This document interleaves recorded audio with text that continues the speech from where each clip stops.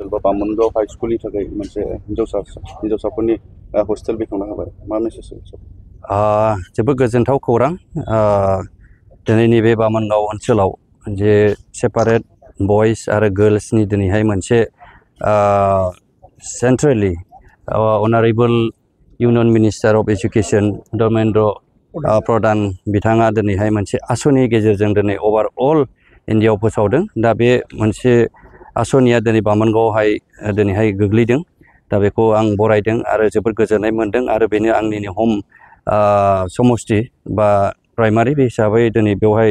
आं बेखेवनो मोननानै जोबोद गोजोननाय मोनदों आरो आसा खालामदों बे आसनिया मोजाङै मावफुंजागोन जेरावहाय जि स्कुलावहाय गोनांथि दंमोन थानाय जानायनि बेखौहाय दिनै सिन्था खालामनानै सेन्ट्रेलि जेनोखि मोनसे मिशनजों दिनैहाय फोसावदों बेखौ जोङो बरायदों आरो लकेलि जानानै गार्जेन जानानै आं बिथांखौ धन्यबाद होदों आरो दिनैनो बेखौ बेखेवनाय जागोन बे मिशनखौ दिनैनो भिडिअ भिजुवेलनि गेजेरजों दिनै अभारअल दिनै बेखौहाय बेखेवनाय जागोन। नोंथांनि समस्थियाव मोनबेसे फरायसालिफोरखौ मोननो हादों? बेखौ आं एटलिस्ट दासिमाव आं मोनब्रैसिमखौ आं नलेजाव दङ हयथ' बिनि बांसिनबो जानो हागौ बेखौहाय आं धन्य भाबै आं मिथिथ'वाखै दा बावैसोनि उनावहाय मिथिगोन। न'आथ' खुब मोजां जागोन जेराव हस्टेल होननानै बुङोब्लाथ' इनफ्रास्ट्राक्चार गिदिरानो आरो बयस गार्ल्स बे सेपारेट जागोन आरो जोंहा जथेस्थ' हायाबो दङ बेनि थाखाय एलटमेन्टबो जाबाय आरो दंखायो स्कुल नामै दंखायो हिसाबै आं सान्दों बेयो जोबोद मोजां जेरैबायदि फेसिलिटि थानांगौ बेबायदि फेसिलिटि थाजोबगोन बे। सार मोनसे ट्रेन्डिं सोलिबाय थादों UPPL राजनितिनि सोंथि UPPL आरो BPF खौसे जानांगौनि बायदि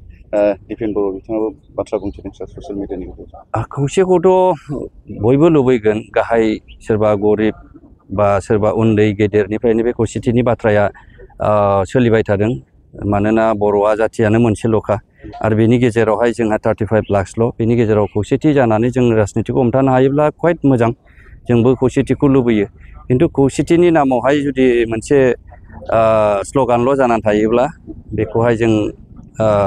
बुंब्लाबो मिनिंफुल जानाय नङा बिदिखौ नुदों थ' जेखि जाया मानो मानसिफ्रा गावनो रियेलाइज जानांगोन आरो दिनैनि दिनावहाय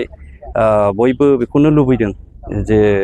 खौसेथि जानानै जोंनि जेनोखि राजनितिक लकेलनि जौगानाय इक'नमिक जौगानाय आरो बेजों लोगोसे गोबां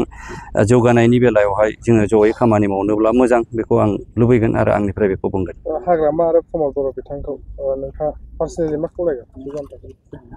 एक्सुवेलि आंथ' सासे सरकारनि मानसि जाहैबाय थ' आंथ' सासे पाब्लिक बायदि बिथांमोनखौ खावलायनोबो हाया बिसोर आंनि अथ'रिटि आरो गथै सिन्थाधाराथ' गावसिनावनो थागोन दा बेनि सायावहाय आं बेखौहाय बुंनाया आंनि पार्टनिफ्राय मोजां जानाय नङा आं बेखौ सानदों थ' जेखि जाया मानो हाग्रामा बिथाङानो जा बिथाङा जुदि मोजां ग्रेटार इन्टारेस्टखौ सिन्था खालामनानै माबा मोनसे पजिटिभिटिखौ सिन्था खालामोब्ला जों बेयाव मस्ट वेलकाम जों बेखौ सिन्था खालामनांगौ। सार बिसायख'थि फोसावदिनाया नोंथांनि समस्थियाव माबायदि सोलिदों नोंथांनि? ओरैनोथ' बयबो जुजिदों सोरबा अपजिसनाबो जुजिगोन आंबो जेरै गावनि लेभेलावहाय रायजो राजाजों गोरोबनो हागोन बेखिनिखौ केपासिटिखौ खालामबाय थादों एसे बे सोलिबाय थादों आरो बे थांबाय थागोन। नोंथाङा देरहायोबा बेसेबांसो जौखोन्दो भट लाना देरहागोन? बेखौथ' बयबो क्लेम खालामगोन टाइम एन्ड सिटुवेसनानो खोन्थागोन आरो रायजो राजायानो बेखौहाय